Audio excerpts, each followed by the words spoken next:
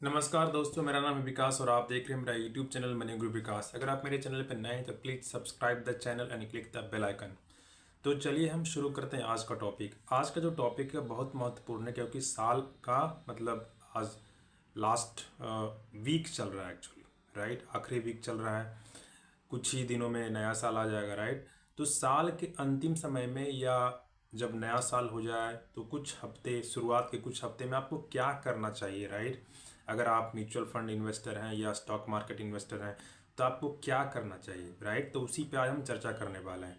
हर साल के अंत में जो है आपको अपना पूरा इन्वेस्टमेंट को रिव्यू करना चाहिए कि कहीं गलत जगह तो आप इन्वेस्टमेंट नहीं कर रहे हैं, कहीं कुछ प्रॉब्लम तो नहीं है आपके म्यूचुअल फंड स्कीम में, या कोई स्टॉक्स बहुत अंडर परफॉर्म तो नहीं कर रहा है, राइट। तो पूरा का पूरा जो है जांच पड़ताल करना बहुत ज़रूरी है, कहीं नॉमिनी मिस तो नहीं हो गया है, राइट।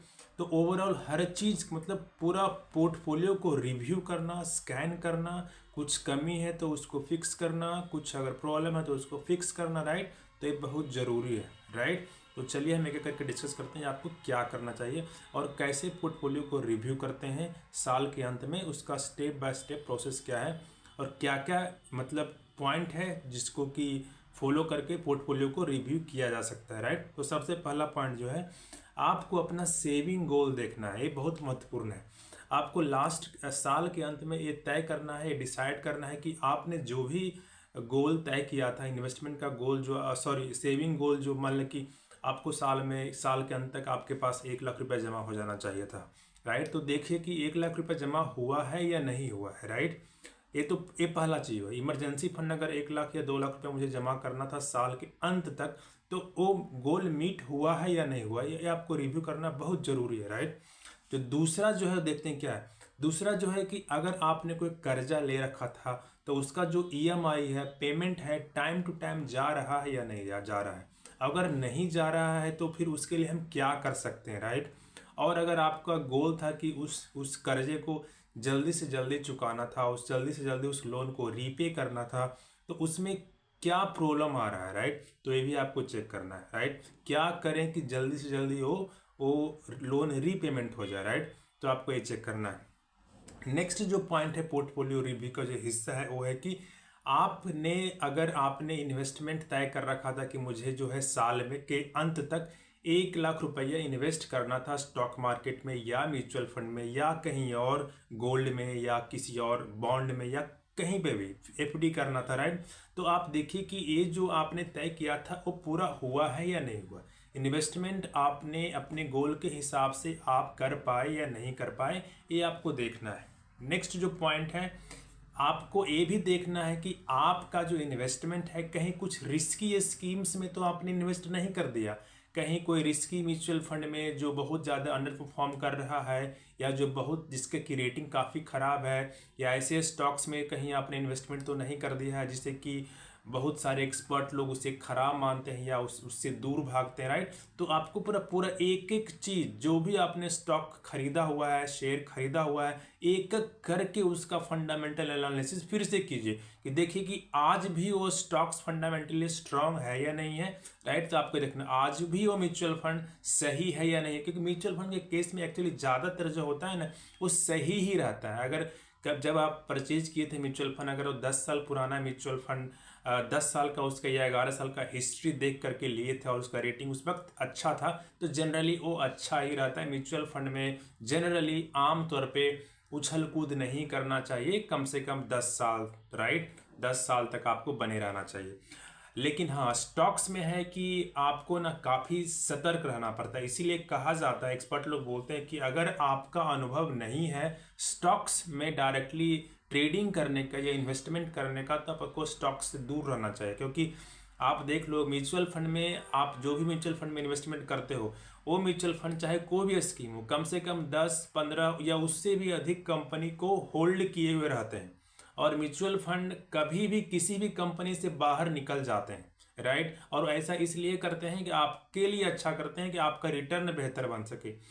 तो वो लोग निकल जाते हैं और आप लोग उसी कंपनी में बने रह जाते हो, राइट। क्योंकि आप खुद इंडिविजुअली स्टॉक्स खरीदे हुए होते हो, तो उस कारण से वो निकल रहे हैं, वो बेच रहे हैं, लेकिन आप बने हुए हो। क्यों बने हुए हो? कुछ ना कुछ तो रीजन है जो कि वो उन्होंने बेचा हो, आपको पता नहीं है, राइट।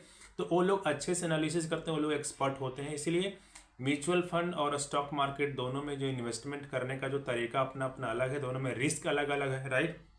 तो आपको ये देखना है कि आप कहीं रिस्की स्टॉक्स या म्यूचुअल फंड से कहीं नहीं जुड़े हुए हो ना, तो आपको ये भी देखना है।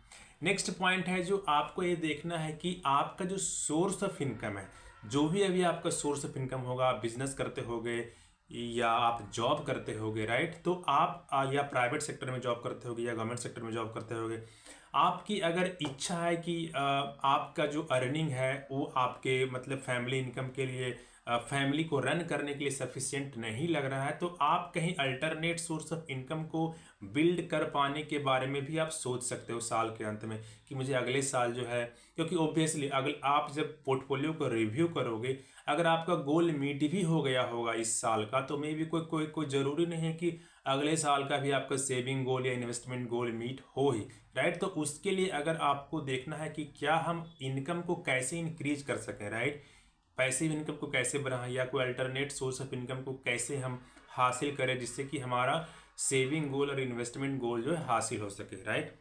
नेक्स्ट है कि आपको जो है ये भी देखना है कि आपको जो पैसिव इनकम कैसे बनाना है, राइट। पैसिव इनकम बनाने के आज के दुनिया ज़माने में बहुत सारे साधन हैं। तो आपको अगर मतलब कि आपको अपना सोर्स ऑफ इनकम अगर बढ़ाना है, तो आपको अपने पैसिव इनकम के सोर्सेस भी खोजने होंगे।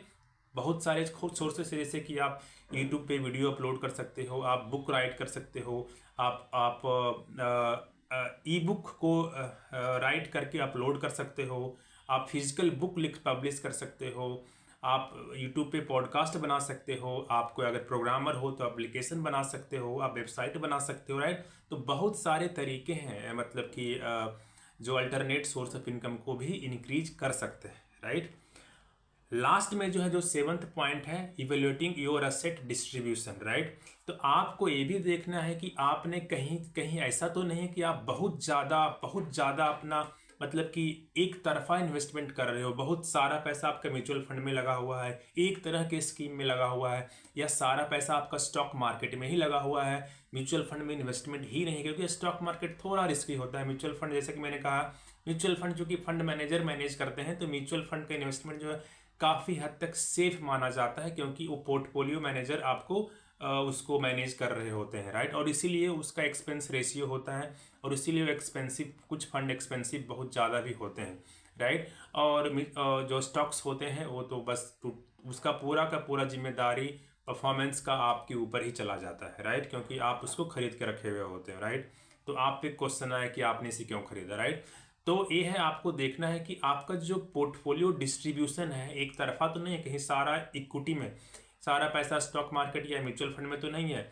आपको कुछ पैसा जो है डेट में भी रखना होगा, मतलब कुछ पैसा आपको डेट म्यूचुअल फंड में रखना होगा या एफडी में रखना होगा, कुछ पैसा गोल्ड में भी रखना होगा। गोल्ड इन्वेस्टमेंट कैसे कर सकते हैं, या तो आप गोल्ड ETF खरीद सकते हैं, या तो फिर आप RBI का गोल्ड बॉन्ड खरीद सकते हैं, राइट।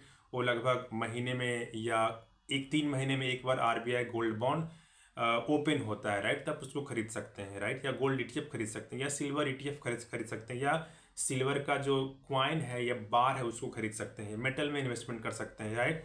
या फिर आप रियल एस्टेट में इन्वेस्टमेंट कर सकते हैं, राइट। कहीं एक तरफा इन्वेस्टमेंट नहीं होना चाहिए। वॉरेन बफेट ने कहा है कि don't put all your egg in one basket, right. तो आपको एक इसका ख्याल रखना है कि आपका जो इन्वेस्टमेंट है वो डाइवर्सिफाइड होना चाहिए। एक जगह इन्वेस्टमेंट अगर करोगे, सारा पैसा अगर एक ही जगह लगाते रहोगे, तो इसमें रिस्क है, राइट। तो आपको पोर्टफोलियो डाइवर्सिफिकेशन, एसेट को डाइवर्सिफाई करना बहुत ज़्यादा जरूरी है। तो ये 7 पॉइंट था जो मैंने अभी आपको बताया। अगर आपको मेरा वीडियो अच्छा लगा तो प्लीज़ लाइक द वीडियो, और अगर आप मेरे चैनल पे नए हैं तो please subscribe the channel and click the bell icon. Thank you, फिर मिलते हैं अगले वीडियो में, तब तक के लिए bye bye, have a nice day.